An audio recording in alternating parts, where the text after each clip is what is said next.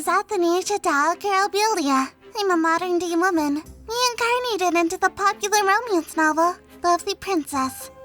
It's a touching story about a princess who melts the heart of an icy emperor. Unfortunately, I'm her sister, and my fate is to hang after being accused of poisoning her. See this handsome man? This is my daddy, Claudia Algarzabelia. It's just too bad he's a psychotic homicidal maniac who makes me die. I tried to save up some money and run away before he noticed my existence. But because life sucks, I'm now on plan B. I need to charm Claude so he doesn't kill me. Why am I drowning? Why are you just staring? Claude, you bastard! I swear I'll kick your ass later!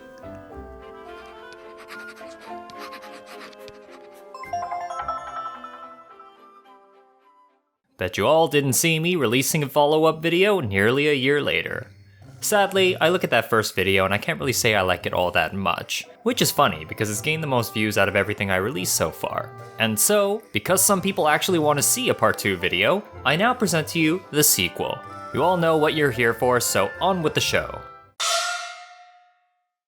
So we've already established two major characters of the series. First is our protagonist, Athanasia de Algarzabelia, a spunky little reincarnator who has realized she's stuck in a scripted romance novel. Sadly, her fate is to be framed for poisoning the novel's heroine and sentenced to death on her own father's orders. Unsurprisingly, her plan for the narrative is to not die. The other one is Claude de Algarzabelia, reigning emperor of the Obelian Empire and a psychotic, insomniac mass murderer. He's also Athanasia's father and will directly influence whether Athi will live or die. He also has a habit of dressing like he's ready to throw down with Aristotle or Plato. Did I mention that he's a young, handsome blonde bachelor? No? Well, he is. After neglecting Athanasia for the first decade of her life, Claude runs into her and immediately takes an interest, much to Athi's chagrin. It's up to Athanasia now to charm her way into Claude's good graces and avoid her bad ending. This is evidently a little difficult when Claude doesn't even know why he's intrigued by Athanasia's existence. He keeps seeing flashbacks of Diana, Athanasia's mother, and just can't seem to decide what to do with our poor girl. Still, Athanasia puts on her best smile and doles out that doting daughter charm. Again, and again, and again, and again, Athanasia is probably the best kind of protagonist. Even I'd feel a little discouraged when all Claude ever seems to do is grimace, doze off, or threaten. Sing me a lullaby. But Daddy, I forgot. Did he? That reminds me. Did you know I have a way to make people remember things? Menace, menace. Oh, Daddy, I remember now. I thought you would. It's all very comical. At some point before our time skip, we are introduced to Roger Alpheus, an ambitious nobleman looking to gain favor with our volatile emperor. He's also the father of the main heroine's love interest, Ezekiel Alpheus, and the guardian of the main heroine herself, Jeanette Magrita. Being the troublesome existence that he is, Athi here immediately puts him onto her list, confers upon him the title of royal and does a drive-by, much to even Claude's amusement. And so, Athanasia keeps up the daddy's girl routine for 2 years. And what do you know? It seems to be working. He still holds his trademark sour face, but at least he's no longer operating Athanasia around under threat of death. Roger Alpheus is intent on bringing Jeanette into the royal palace, and after realizing that such a thing wouldn't be an ideal development, she insists that stupid people aren't allowed to be her friends. Sometime after these events, while Athanasia's chasing a mana beast, we're finally introduced to another major character, Lucas. She meets this random stranger in the forest who turns out to be a really old, powerful magician. To prove his magical power, he creates bubbles. There must be something about bubbles that triggers a primal instinct or something, because Athanasia just begins popping them until she nearly faints, after which Lucas returns Raven and mysteriously vanishes. Unfortunately, this mana beast isn't really good for Athi because she happens to have an innate affinity for magic, and Raven's presence only serves to destabilize her mana, nearly killing her.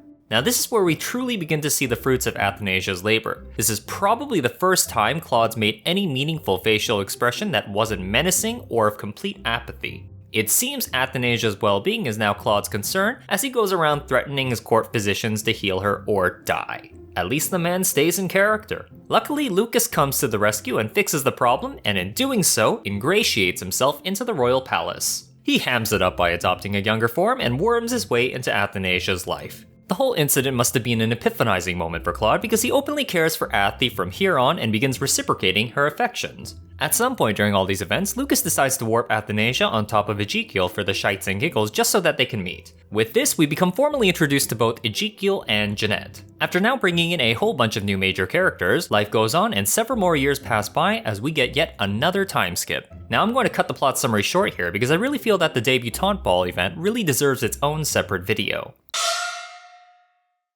I'm just going to come out and say it here. This entire section of the narrative is great. Something I noticed when planning how to break up these video reviews is that there's a lot of stuff that happens in Who Made Me a Princess. At least, there's enough that I can probably go on for hours about certain key events. But for the sake of your time and mine, I'll keep it to small bursts so that everyone can retain their mental health.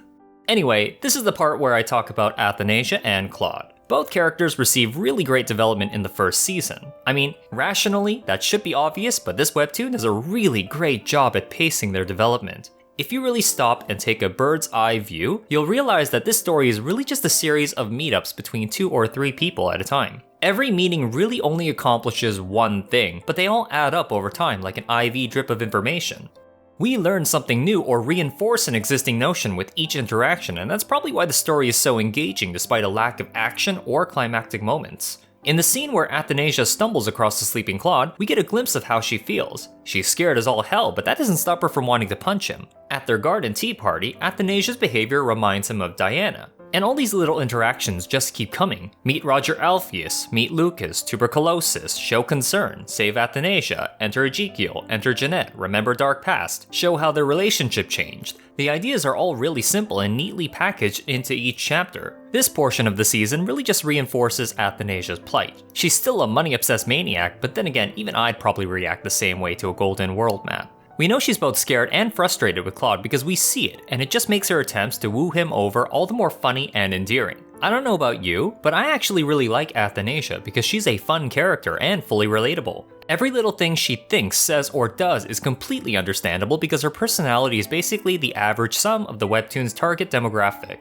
Let's face it, what would you do any differently if you were Athanasia? I'm actually pretty curious, so if you do have an answer, I insist you post it in the comments. Anyway, our 3 new characters, Lucas, Ezekiel, and Jeanette, are really only just introduced in this portion, so I'll leave off discussing them until later. The one I really want to talk about is Claude. We get a little more of Claude's backstory and insight into why he's the emotionally stunted madman that he is. It turns out that an ambitious woman named Penelope Judith, the woman who created Jeanette, was originally Claude's fiancée. Since Claude himself wasn't exactly next in line to inherit the throne, Penelope thought it'd be a great idea to seduce Anastasius, Claude's elder brother and crown prince, instead. Since Anastasius was always jealous of Claude's greater magical talent, he was all too happy to screw his little brother over. This event, on top of general neglect from the rest of his family, is the reason why Claude eventually ended up killing his elder brother, taking the throne, and living a hedonistic life until meeting Diana. However, his tragic story doesn't end there because Diana prematurely dies due to complications with pregnancy. It's not too much of a stretch to believe that Claude might have some abandonment and insecurity issues at this point and use black magic to erase this whole traumatic ordeal from his memories. It's also not too much of a stretch to believe that he's supposed to hate Athanasia, but can't really kill her due to Diana's dying wishes to keep her safe. I've said it before, but this is not really a man who should be running an empire. If anything, he's perfectly setting up a scenario where this empire will tear itself apart after he passes.